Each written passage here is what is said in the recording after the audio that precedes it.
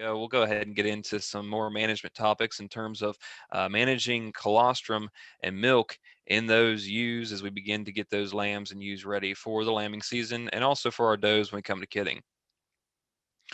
The first thing that I want to point out is just understanding that our third trimester really, and when we think about our small ruminants having that 147 to 150 day gestational period, we need to understand that this third trimester, that last portion of that pregnancy, is going to be a very nutritionally critical time period.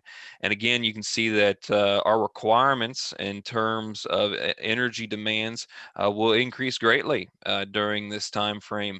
And you can see also as the number of fetuses and as well as the weight of the fetuses are going to increase exponentially during that time period as well. So before we start thinking about getting these ewes ready or does ready for lactation, we need to understand what's happening to them physiologically in order to prepare for that time period. So for late gestation, again, critical time period, and it's due to this fetal growth. Approximately 70% of all of our fetal growth is going to be occurring during this time. We should note that we do need to have an increase in energy content of our feedstuffs during this time period. So it's good to have these high forage diets for our ruminants. They're really efficient at converting those structural carbohydrates into energies that are needed, also feeding those ruminal bacteria. But we do know that during that time period, again, with that extreme fetal growth, our capacity for our internal organs, especially our digestive system, is going to be decreasing for those females, just simply due to the fact that conceptus is going to be taking up a lot of room. And then ultimately that's going to result in decreased feed intake. So in order to meet those demands of those third trimester females, we've got to supplement with some energy dense feeds, and that's primarily going to be in the form of grains.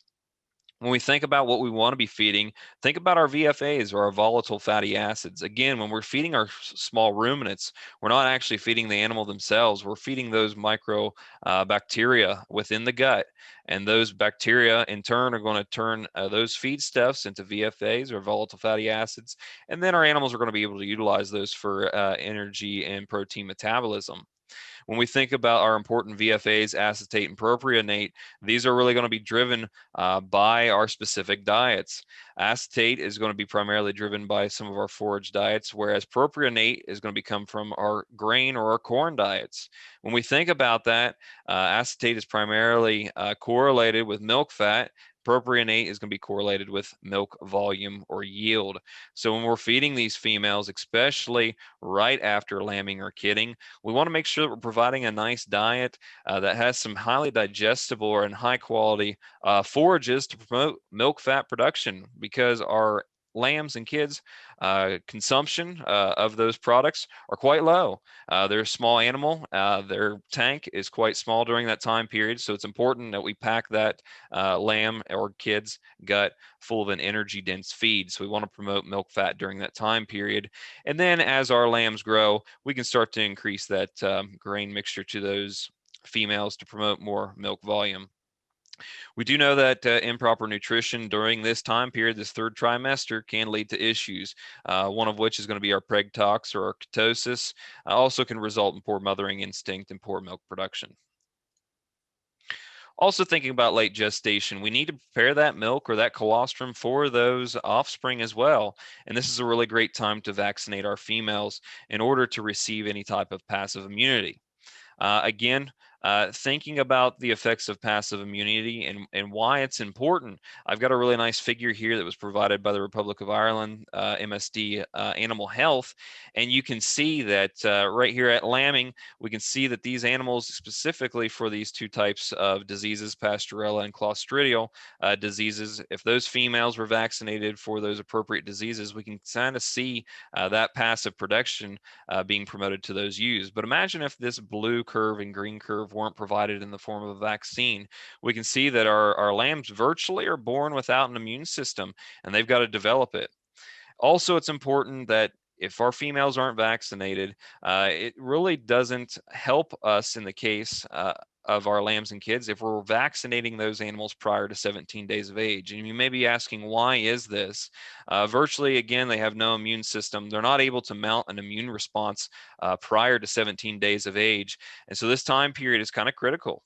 And it's really important to understand that if we really want to have some protective immunity against our animals or against our young offspring, we've got to start here at the ewe or the doe, right here at milking and lambing and kidding.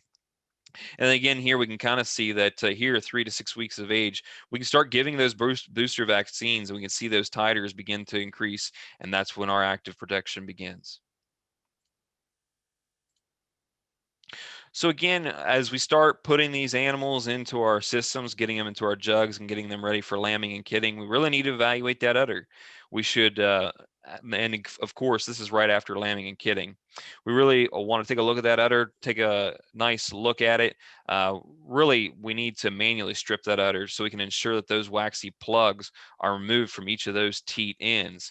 When we think about conformation of that udder and teat, we need to ensure that that teat size is appropriate for our lambs and kids and that they're able to nurse effectively. I've got an example here of a goat teat that may be enlarged. It could be due to some issues. It could be an older doe. But regardless, we need to understand that those kids more than likely won't be able to nurse from this doe.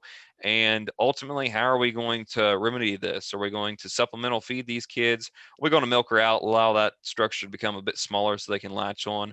There's a multitude of ways that we can get around that. We should also make note of the first milk or that colostrum as well. Take a look at the color, the viscosity, the amount, and again, udder conformation. We did have some questions come in prior to the webinars here, and hopefully we're able to address them throughout our presentations. And again, if we haven't, feel free to shoot them to us there in the Q&A. But think about some of the diseases that can occur in our udders of our small ruminants.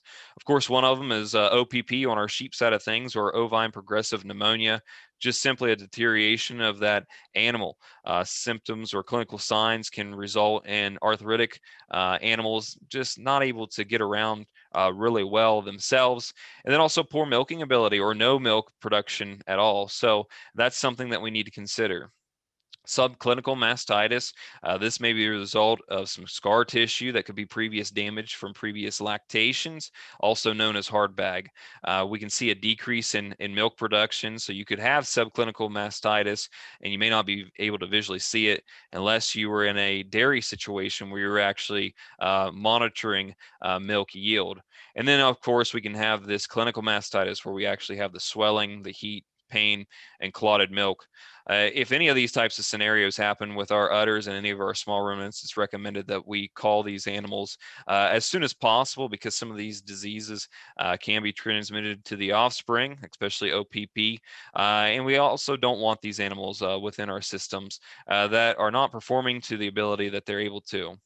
There have been some questions of, what kind of antibiotics or what kind of treatments can be implemented when we have these issues. And it's highly recommended that we work with our local veterinarian or state veterinarian because you need to have a nice test to understand what you're dealing with. So for example, in a sheep flock, you may be dealing really with OPP, but you may be treating it as mastitis. Well, in that case, OPP cannot be treated itself, and then we're ultimately using antibiotics that shouldn't be used. So again, when we have any type of these udder issues or diseases that may be on farm, certainly encourage you guys to work with your local veterinarians in that manner. When we think about managing and preventing this disease, we need to ensure that we've got a clean environment. So practice good sanitation. Again, consult your local veterinarian for the antibiotics and remove those call animals as well. So getting right into, thinking about providing a good feed source to these young offspring to get them up and going. Colostrum, of course, is our most important. It's referred to as liquid gold. Timing of intake is absolutely critical. Offspring should either nurse or be fed that colostrum in the first few hours after birth, and it's simply due to the fact that this is a time-sensitive process. The gut is wide open, for a lack of better terms, right at birth. It allows for these large molecules to be readily absorbed by this animal. And these molecules are going to be some of our IGs or immunoglobulins. For example, down here, I've got a couple different papers that have been cited both in sheep and goats, and it's taking a look at IgG concentrations within a ml of milk. And as you can see, as time progresses post-parturition, the amount of IgGs, or the concentration of IgGs, decreases over time. And this one, we've got several hours. And this one here, over to the right from Alvears and others in 2015, we can see how drastically it decreases. So not only is it important from the standpoint of the offspring to receive that due to passive transport of these antibodies to be effective, but also the amount and concentration of these IgGs or immunoglobulins are also decreasing in the milk itself. Again, colostrum absorption is going to be most efficient directly after birth. We're going to say between the hours of 2 and 4 up to 6. Pretty poor at 12 hours after birth, and virtually non-existent 24 hours after birth. So with that, I would be happy to take any questions before we go into our next presentation.